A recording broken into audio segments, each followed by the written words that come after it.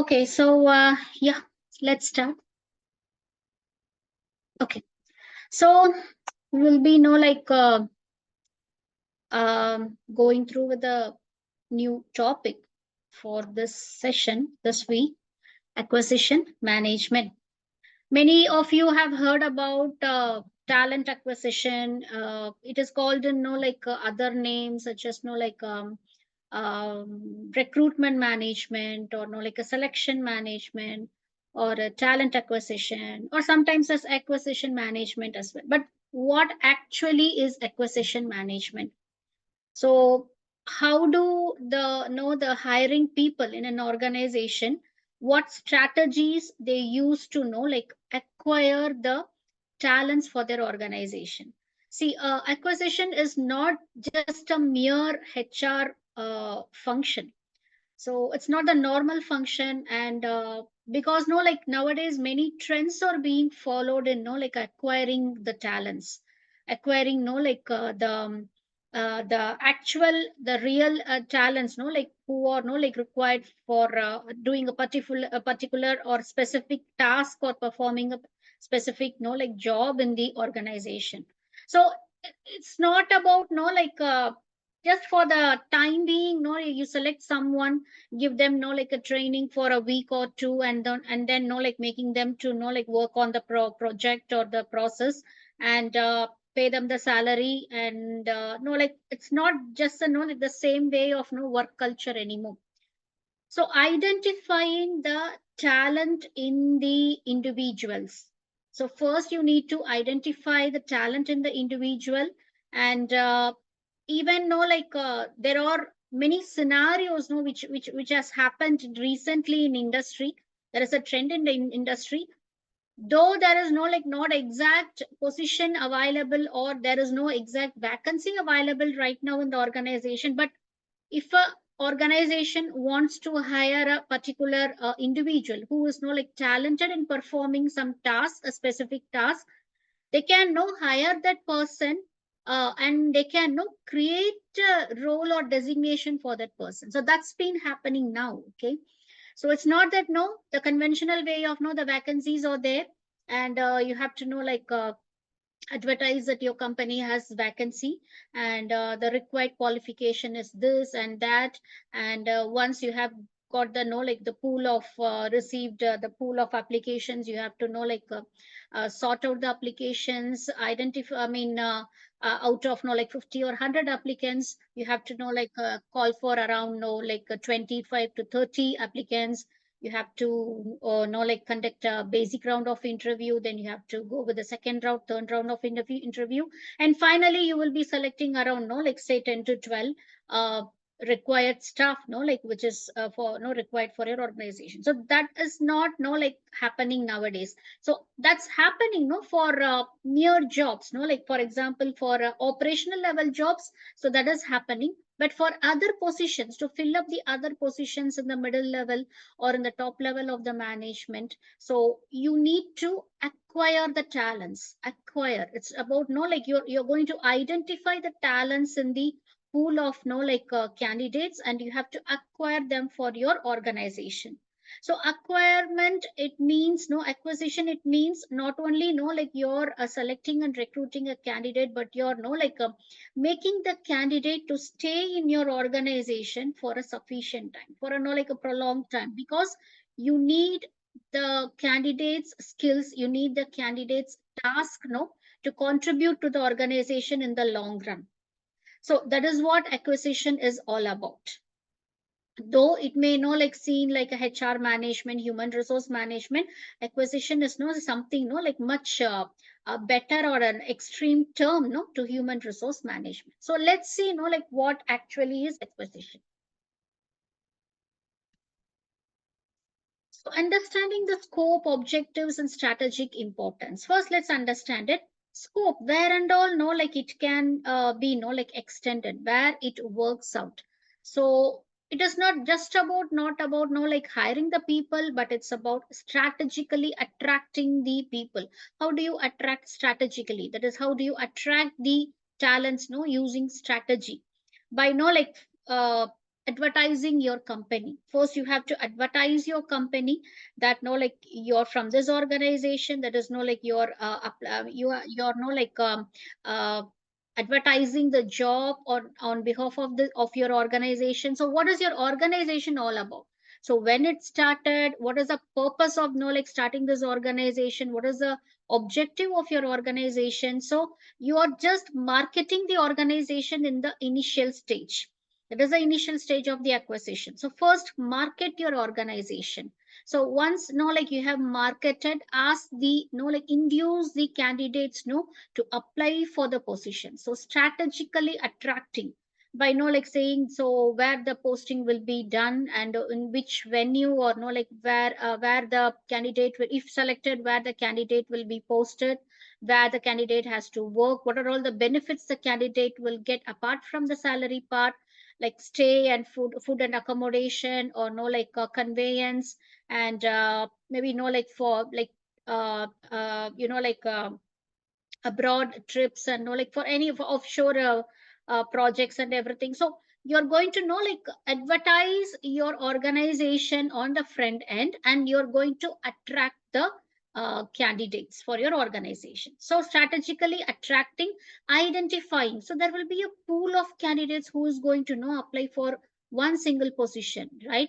So and especially in today's world, no like competitive world, so for one vacancy you can know like you can easily get no like at least after advertising the role no you can easily get 100 to 200 applicants for one single position, for one single role. So identify no like categorize and identify, filter the pool of candidates and bring down to know like a sufficient number. Then from them, from the group of the no like the candidates no which you have no like identified, so bring in the right talent, select the right kind of the person, right candidate who actually no fits into the job, which fits into the role in your organization. So why this is so? Because to meet both current and future business goals. So why future business goals? Because you're going to know keep the talent, no, keep the candidate, no, in your organization for a long run. This function forms the foundation of HR management, because organization is only as strong as the people who work on it. So as long as there is a less number of no like workers, employee turnover, the organization is functioning good. But if there is no more employee turnover, it means no the organization is not a better place to work for.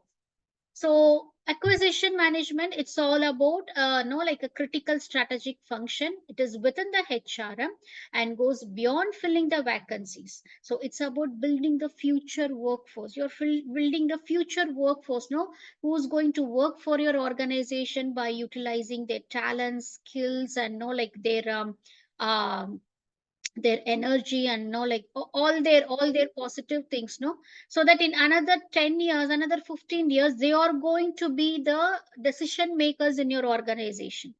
Right now no someone will be, but after some time, 10, 15 years, 20 years afterwards, no like those people no who are right now in that particular position may move on to another position, or may retire from the job, or may no like switch on to another organization. But the workforce you're building right now by like acquiring the talented candidates, so this workforce you're going to give them the training, make them know like stick with the organization, like make them commit with the organization for a long run, so that they are going to be the future workforce who is going to make the decision taking process for the organization.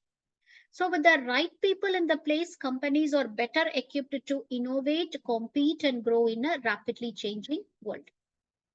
So, scope of acquisition management, manpower planning. So, first you have to plan the manpower, how much is required, how many candidates are required for your company. So, you need to do a forecast. There is no, if it is going there is going to be a vacant position, no, which is going to happen in another few days or weeks or months, no, you should be prepared for that. So, if it is one position or five positions or 10 positions, same positions or different roles, different like positions, so gather all the information from your organization, and like make a list of like positions which is going to be available, which is going to be vacant in the nearby future, and you have to plan for that. So do a forecasting, and maybe like there may not be any vacant position, but no, you want your organization, your management wants to like expand the organization. So new roles has to be created, new departments has to be created. So for that reason also you have to acquire the new talents and identify skill gaps within the organization. So you can always find like there will be a group of individuals or a few individuals like even though after giving like a required resources and training, so they will not be like performing up to the expectation of the management. So in those cases you have to replace them with the new ones. So in those cases for manpower planning, acquisition management helps all the like uh, the all the aspects, all the factors you are going to follow for acquiring the new talent, so that's going to work. Job analysis and design. So it crafts the job roles, responsibilities, and specifications to attract the right fit.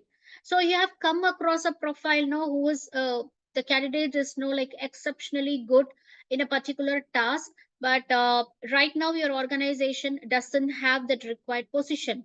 To make the candidate fill in that position. So in that case, no problem. You can create a new one, you can create a new job, you can create a new responsibilities for those for that job, and you can like make use of that candidate. You can like acquire the candidate for the company, and like give them give that person the proper training and everything, and try to make the candidate to stay in your organization for the long run, and aligning job design with the organizational culture and goals. So whatever roles in the organization so everything, all the responsibilities, so where it moved towards us towards the organizational objectives and goals.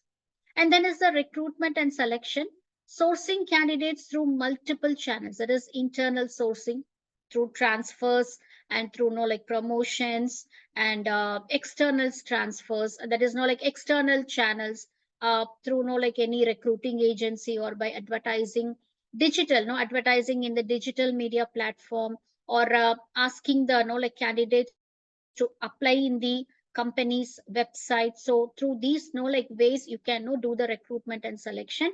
And traditional way of like doing like advertising in a like any newspaper or like any media, and like calling asking the candidates to apply for the position. So once they have sent in their profiles or resumes, so go through those profiles and like you can select you can select a like a required number of like profiles who are to be interviewed. So after the like the proper interview is like completed, you have to like select again like say 10 to 15 candidates from those who has attended the interviews, and then again after the final round of interview you have to like select like one or two like candidates who fits into that position. You can go with the traditional method as well, but it depends on the the the emergency. It depends on the time frame.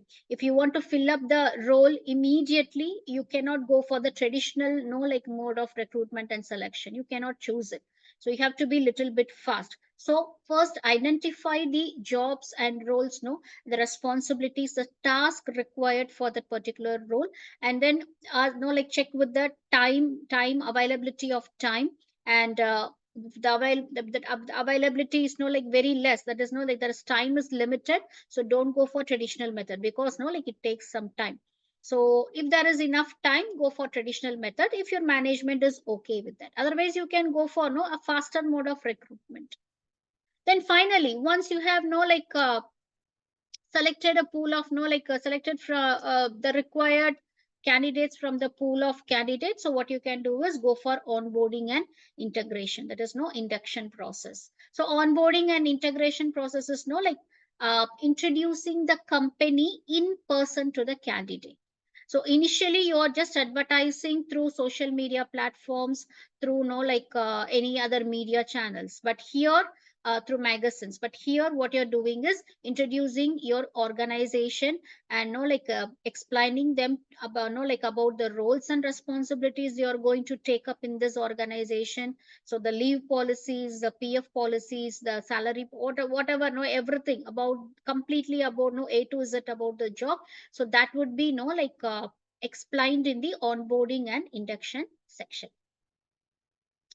So key objectives of acquisition management. What are the key objectives? Why this has to be conducted? So why don't companies go for the normal conventional way of HR recruitment?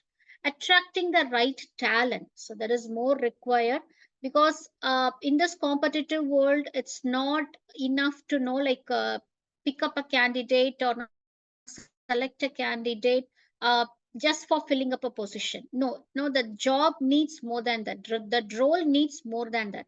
We need candidates to fill up those positions so that no, they contribute something more to the company in the future.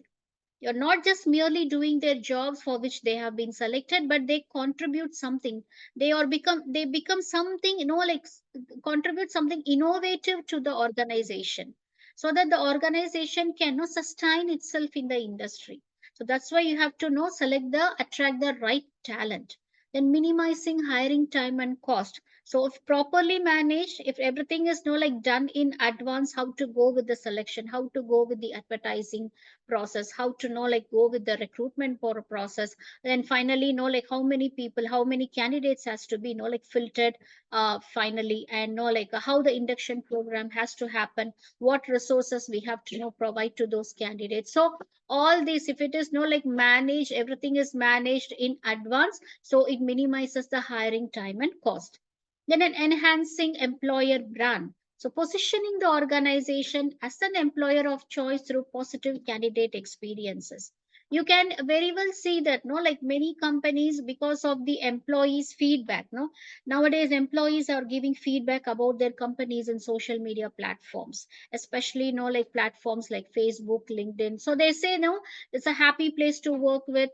This is a very, this is a very, this organization gives me a better learning environment. I'm so happy, working in this organization. So all these things, it promotes the organization as the best employer of choice in the market. So you can see very well see, a top companies, in the industry, in a particular industry, so they get more candidates, applying for one particular position.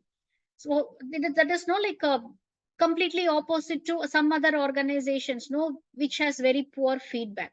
So there you can see, wherever there is an employee feedback, no, which is very poor, or no, when it is no very worse, you can see a lot of employee turnover happening in that organization, and because of that, the organization cannot grow. So that is the negative aspect of more employee turnover. And ensuring legal and ethical compliance, adhering to labor laws, diversity, and ethical recruitment practices. So every organization has to follow these legal and ethical compliance. Strategic importance, driving organizational success. So what we have seen is key objectives, and this is importance. Why? So what are all the strategies? No, like why this is being done? No, like driving organizational success. So as discussed, no, like you don't have to, you shouldn't be seeing something for time, for time being. It has to be for the long run. It's not for the short run. So whichever whomsoever candidate you're acquiring for whichsoever position, it shouldn't be for a short time. It should be something for a long time. Though it is a short term project, you can identify the top talents in that, the project team. And you can make that candidate, stay in your organization for a long time. You can then, once a project gets over, you can shift that candidate to, hire that candidate to some other project, no, which is in the long run. So in that way, you can, make the candidate stay in your organization for quite a long time. Building competitive advantage. So if the employees know, there is a less employee turnover in an organization, and the employees are happy about working in that organization, and they have very less complaints about the organizations, and that's a happy workplace. That's a safe workplace. and no, that's a learning workplace. So all these no like contribute to the competitive advantage, that is no like to stay ahead in the market, no, uh, from the competitors, and supporting business agility. So things are rapidly changing, no, in the environment, in the business environment. So you have to cope up with those changes, you have to cope up with that, no, like the speed.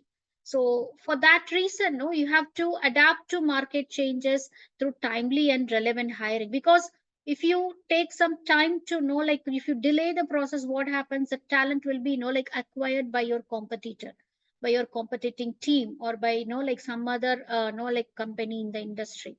So you're losing the candidate.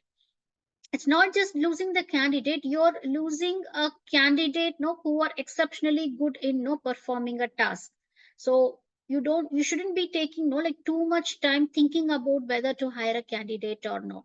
So if your management is no like okay with no like providing the salary the candidate is no like negotiating for, even though if there is no particular no like vacancy available for that time being, so you shouldn't be making the candidate to wait for a long time. Better thing is like create a position, acquire the talent, acquire the candidate, pay the salary to that candidate for some time, and you would see after some time you can you will be able to see some good contribution is like coming out from the talent whom you have acquired.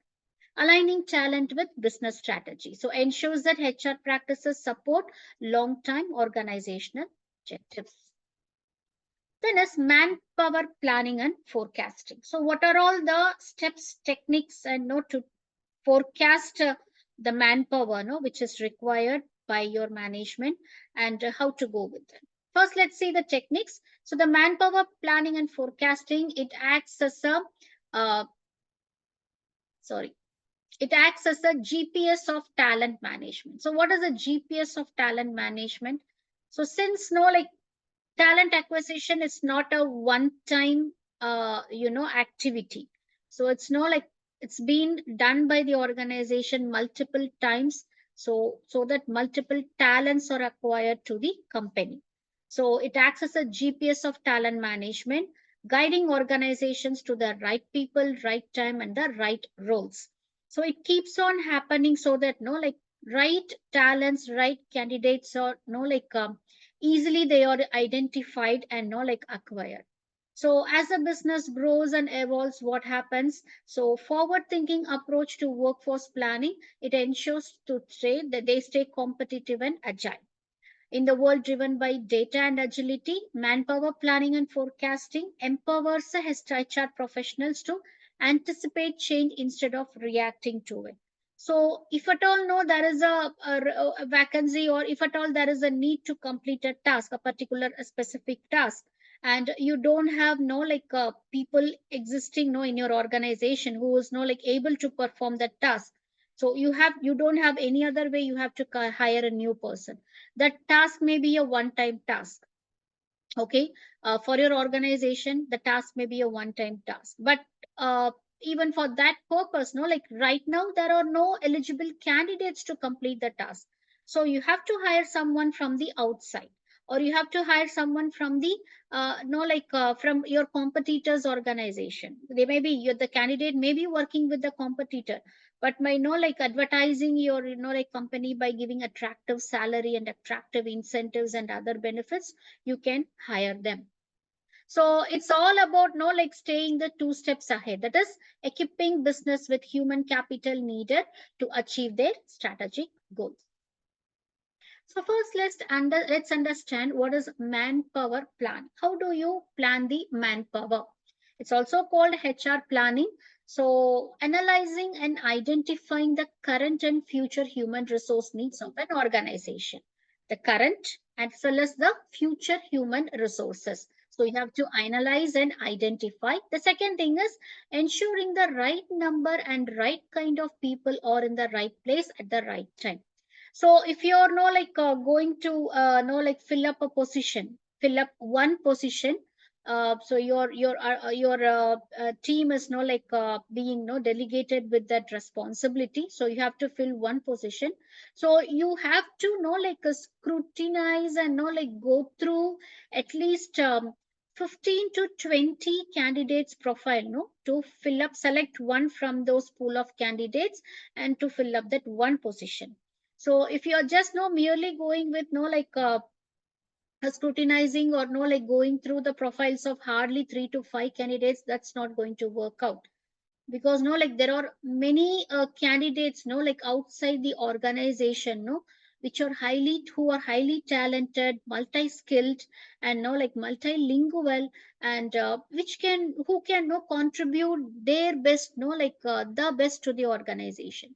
So you have to no like go through the profiles, no like at least to 15 to 20 profile candidate profiles, no, to know to fill up one position.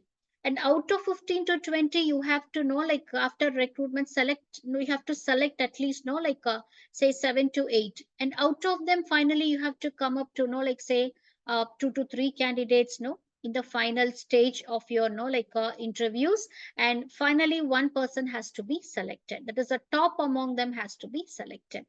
So this is how no you have to plan the manpower.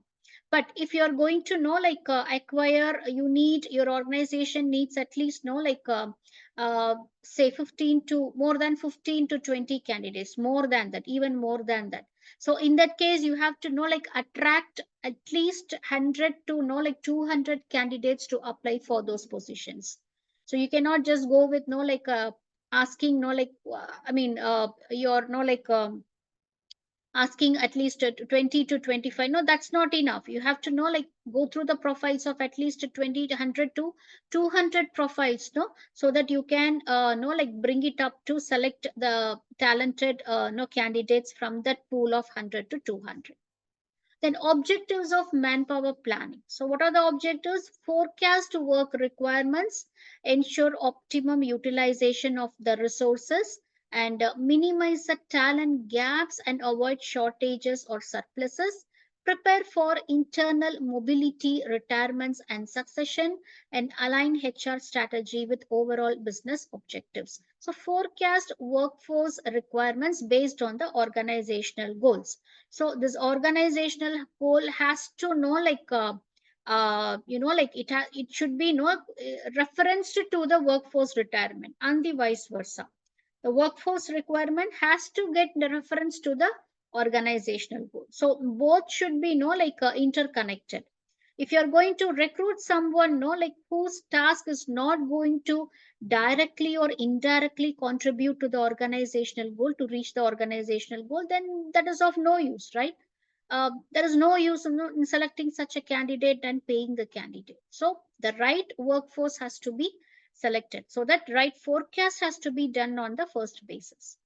Ensuring optimum utilization of the human resources. So after selecting, no, you come to know about the candidate, no, like this person is having no like other more talents or other more tasks, no like that person can perform no like more tasks, no like at a given point, given period of time. So utilize it properly. Doesn't mean no you have to squeeze that employee, but proper utilization of that no like the task of the human task of the candidate, no, it has to be done, and the candidate has to be no like paid for that. Minimize talent gaps and avoid shortages, and prepare for internal mobility, that for no like transfers, retirement, successions. So all these gaps has to be identified and filled, and align HR strategy with the overall business objectives. So how this forecasting? What is a forecasting? It's a predictive arm for manpower planning, and it helps in estimating future forecast demand and supply, and planning for talent acquisition, development, or relocation. So once you have acquired the talent, you have to give them the training. You have to develop the candidate so that no they contribute more, so they grow along with the organization, and you can go for no like reallocation as well. Reallocation is no like if you want more candidates you can fill up, or if you want to replace the existing candidate you can do it. So reallocation of candidates no like it keeps on happening in the organization. Then what is the strategic importance of manpower forecasting? The first thing is it reduces uncertainty in workforce planning. The second thing is it supports timely recruitment and training. And third thing is helps manage cost and optimizes resources. And finally, prepares the organization for expansion, downsizing, or restructuring. So, planning the manpower in advance by conducting a proper forecasting.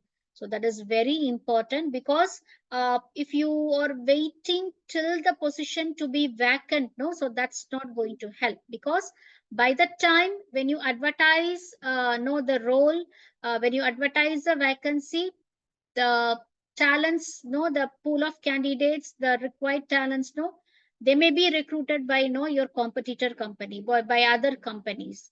Okay, so this can happen. So don't wait till the position to be vacant.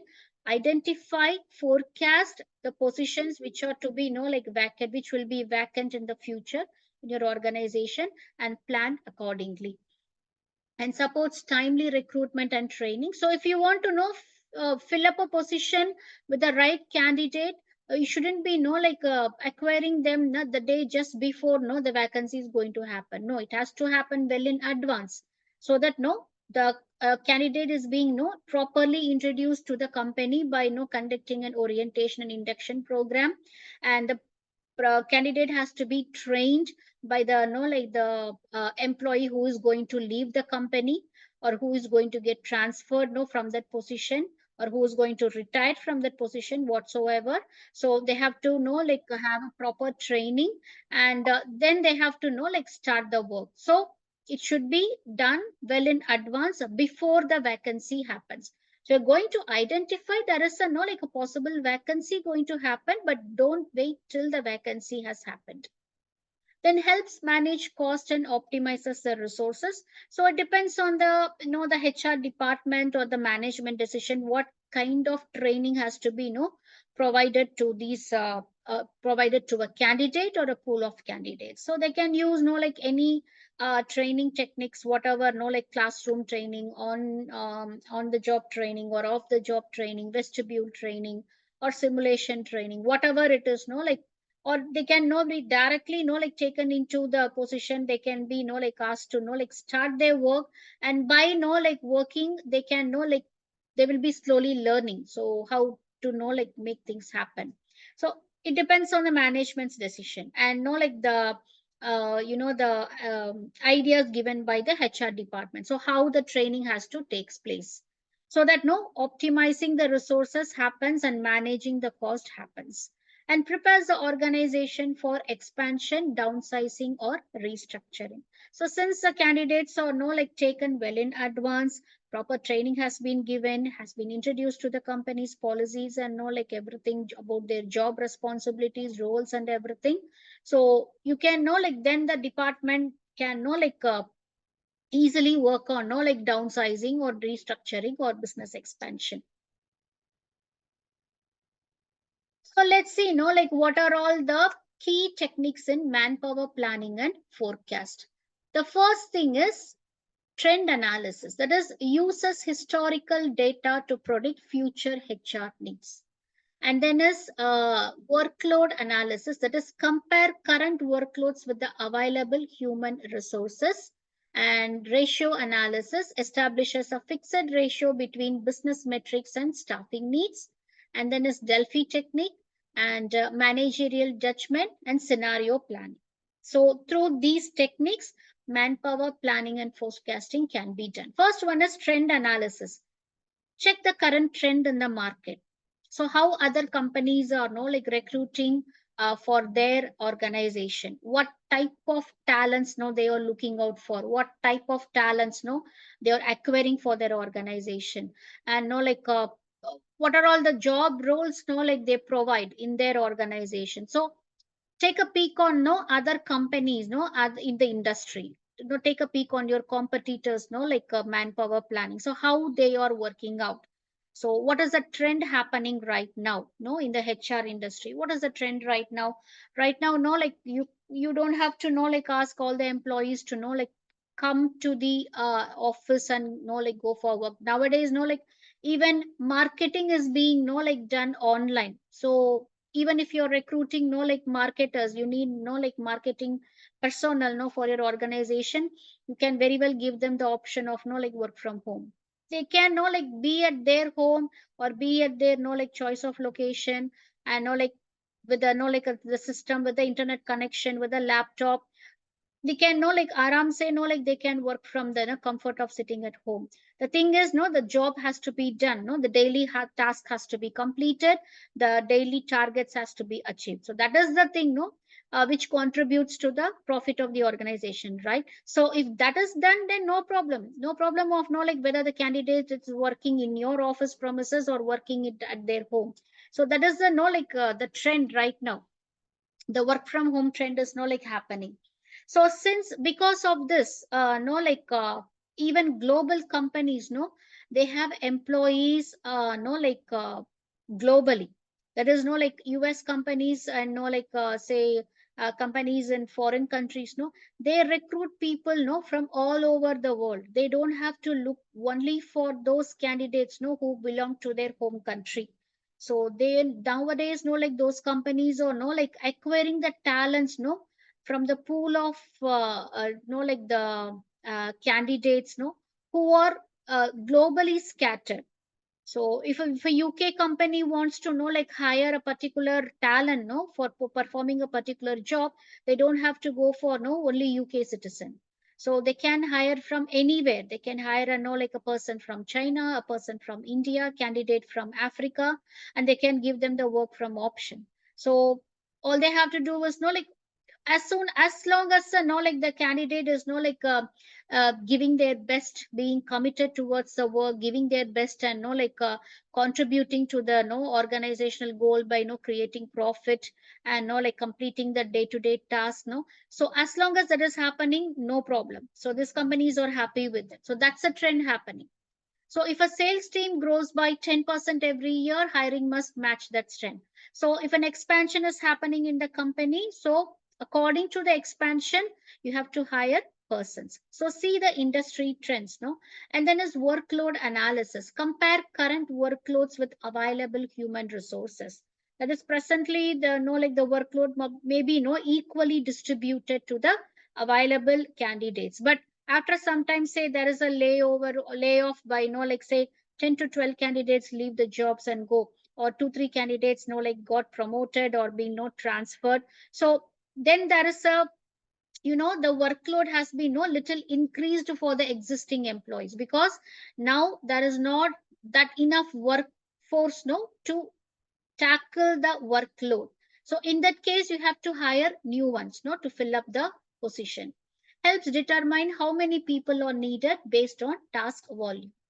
Third one is ratio analysis. So this technique establishes a fixed ratio between business metrics and staffing needs. That is, no, how many candidates has to have no like should be no like reporting to how many persons, or under a particular talent, no like a particular candidate. So how many subordinates can be made to work with? That is one HR manager for every 100 employees, or one team leader for every 25 to 30 employees, or one manager for a team of no like 100 to 150 employees. So this can be done. So ratio analysis has to be taken, and accordingly, if at all there is a need, more candidates can be taken.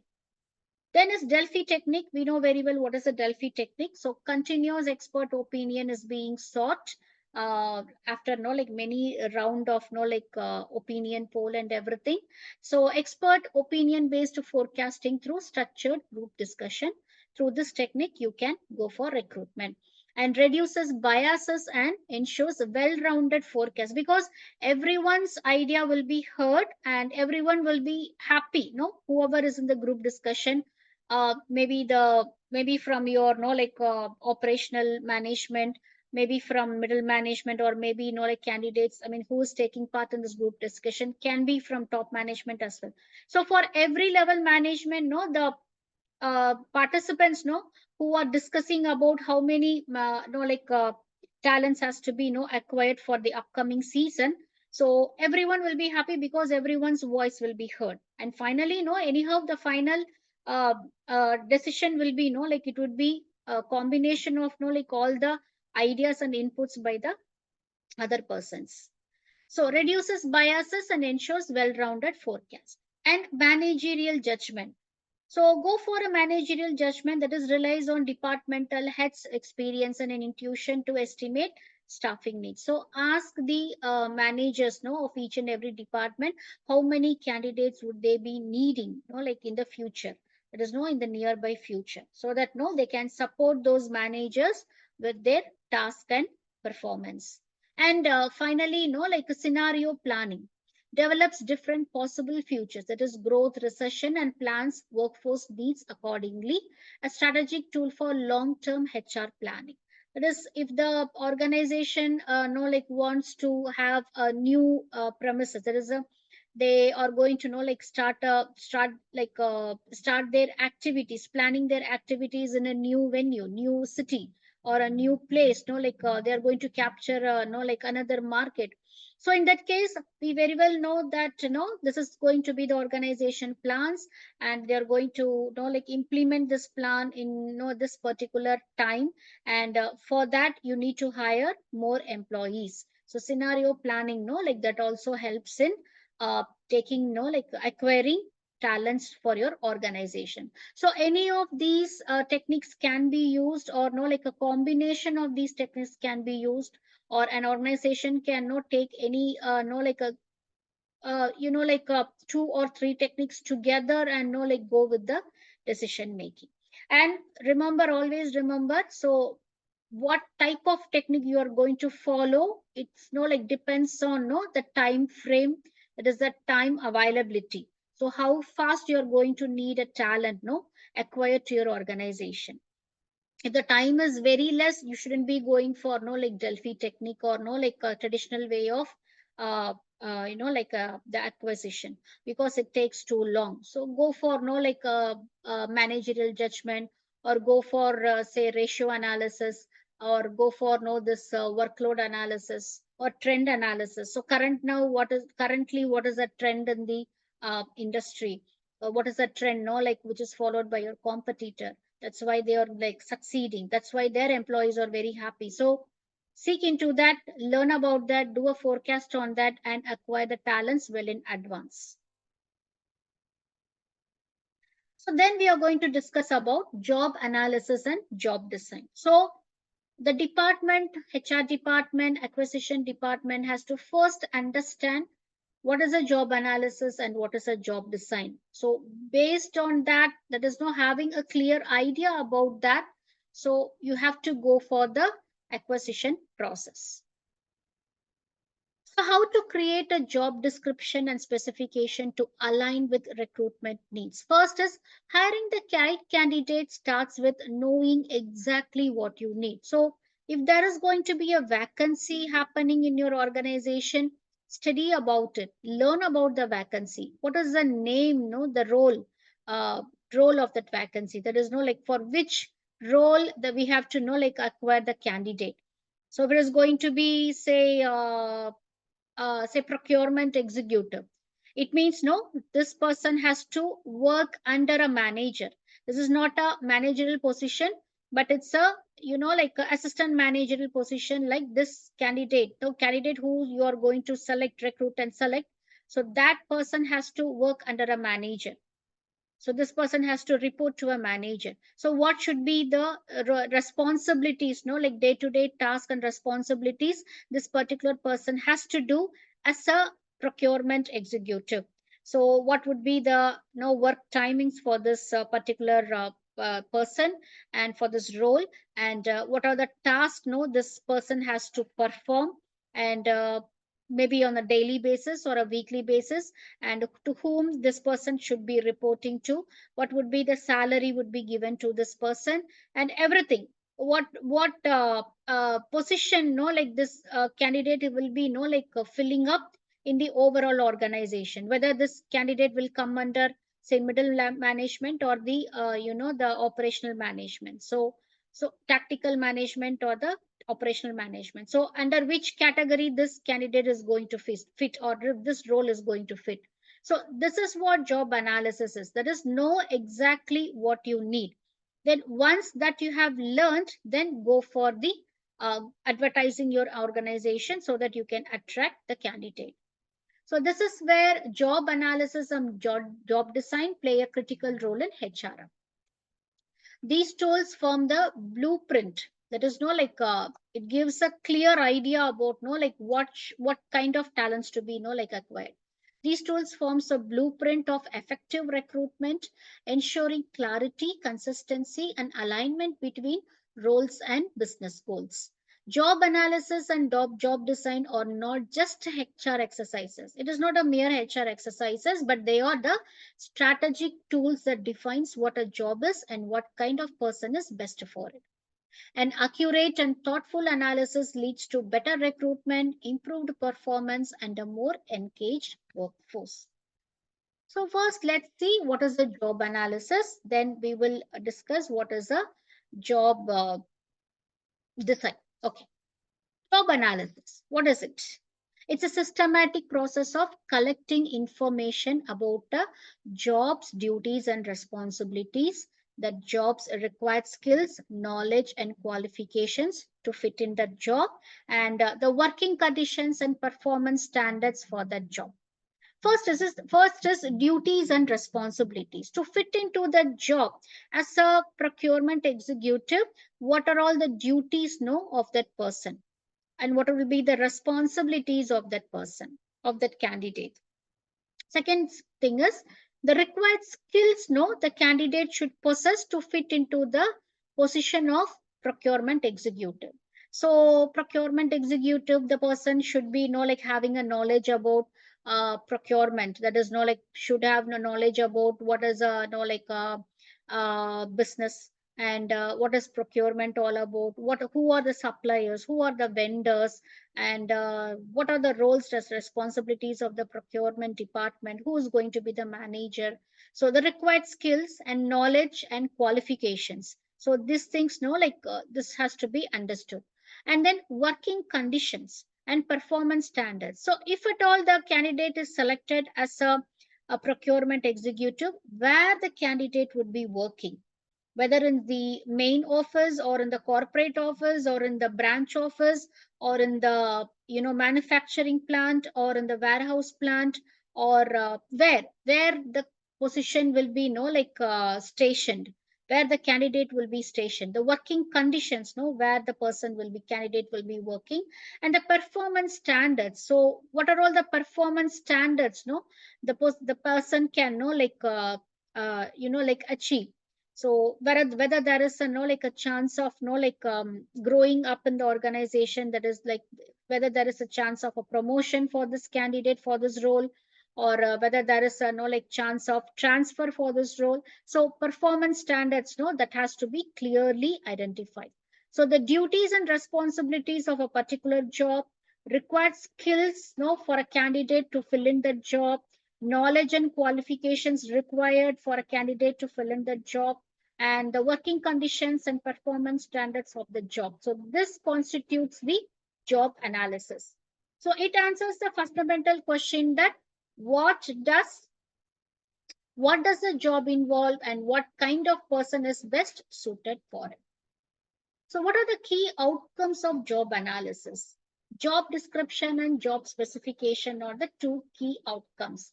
Job description is a written statement outlining job title and department. So procurement executive, that is a job title.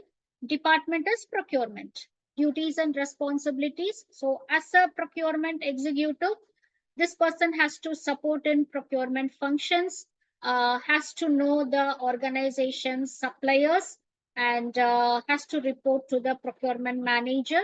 And the responsibilities, like this person has to deal with the worker level employees as well, and have to know complete thorough knowledge about the product they are dealing with. So everything, have to know a thorough knowledge about the documentation part. So as a procurement executive, these would be the report duties and responsibilities.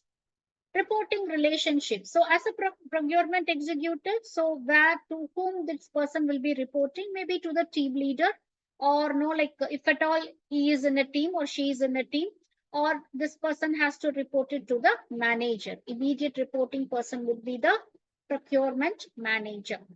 And working conditions. So where this candidate would be stationed, that is whether it's in the corporate office or in the branch office or in the plant or in the assembly unit. So where this person would be positioned. So all these constitutes job description. Coming to job specification, a profile of the ideal candidate, that is job specification, educational qualification. So to become a procurement executive, a minimum degree is required. If at all the candidate has a certification or no like degree in knowing about the industrial operations or know the company operations or whatever, so that would be no like very much suited. And experience, for procurement executive, a minimum of 6 to 1 month experience would be good. Or otherwise, no, if it is going to be a fresher, then you have to give them no like initial training has to be given. So the organization has to be prepared for that. Then skills and competencies. And if there is a no like pool of candidates who has no almost the same level of no like graduation and everything, so how you will know like cross check the skills, weigh the skills and know like the competencies, and out of those candidates whom you will be know like selecting by weighing the skills and competencies. Then finally physical and emotional attributes, whether the candidate is no like physically and emotionally strong to perform that particular task or take up the job and no take up the role, and can be stationed in that particular no like premises. So depends on the physical and emotional attributes, because after selection and recruitment no like recruiting and selecting, the candidate may say, okay, so you're going to post me in that city, so that is not convenient for me. I would like to work in the metro city, that is no in the corporate office. Or the candidate will not be okay with the night shifts, but the job requires night shifts.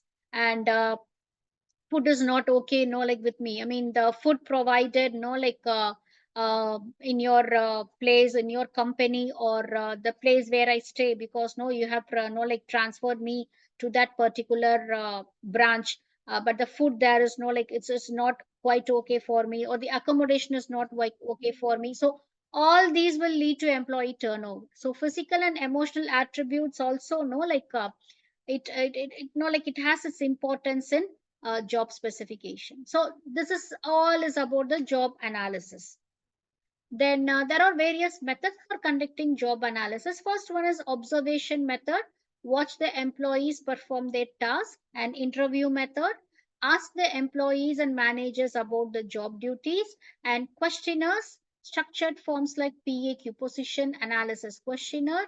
And diary or log method. That is, employees record daily activities and the time spent for each and every activity. And a critical incident technique, that is analyzing successful or problematic work behaviors. So by having no like by knowing all these things, by having a deep understanding about all these methods, you can actually get the final result no with you, that is what type of candidate you require for filling up this job or position.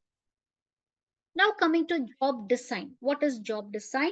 So once a job analysis is complete, job design comes into play. So it involves structuring and organizing tasks, duties, and responsibilities to enhance job satisfaction, efficiency, and productivity. So what are all the tasks the person has to perform? So task is no like maybe updating in the system, cross-checking the documents, cross-checking the no like sending emails. So all these comes under organizing task, duties, and responsibilities. And this is job design. So it answers how the job to be structured to get the best results from the employee. Key approaches to job design is job enlargement, that is increasing the number of tasks to reduce monotony, job enrichment, adding more responsibility and autonomy to enhance the motivation, job rotation, that is cross training, moving the employees between different roles to build variety and versatility, so that these candidates will learn no like almost all the work activities, all the roles and responsibilities in the organization in various departments. And flexible work design, that is offering remote work or flexi time hybrid models for better work life balance. So that is the trend happening here right now in the HR industry. It is in the industry. So hybrid workspace, no, like if the candidate likes, the candidate can come to office and work, or no, like they can stay at home and work, or the candidate has to know, like check into the organization, check into the office, maybe like few days in a month, or few 1 or 2 days in a week, few hardly for few hours, then they can go back to their home and they can work. So all these are hybrid models of working. So talent and acquisition versus recruitment, like that we will see in our next session, maybe like next week or the other week. So yes, we can end the session till here. So if you have any doubts, you can yes, ask. I'll be here for next 2 to 3 minutes. Yes, you can ask your questions.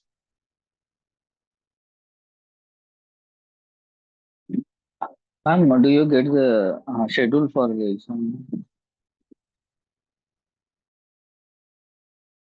Sorry, schedule for the Examinations, ma'am? that information you can get from the coordinators. Okay. Okay. Okay. Yeah.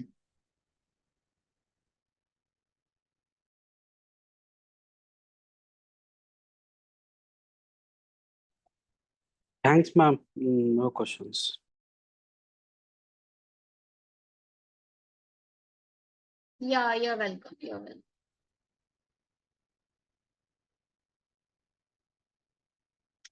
Okay, Saran has asked, is there any possible without notice period the selected candidate join the organization? Is there any possibility without notice period selected candidate join the organization? See, notice period is provided only if the candidate is ready to go out of the organization. Can you rephrase this question, Saran?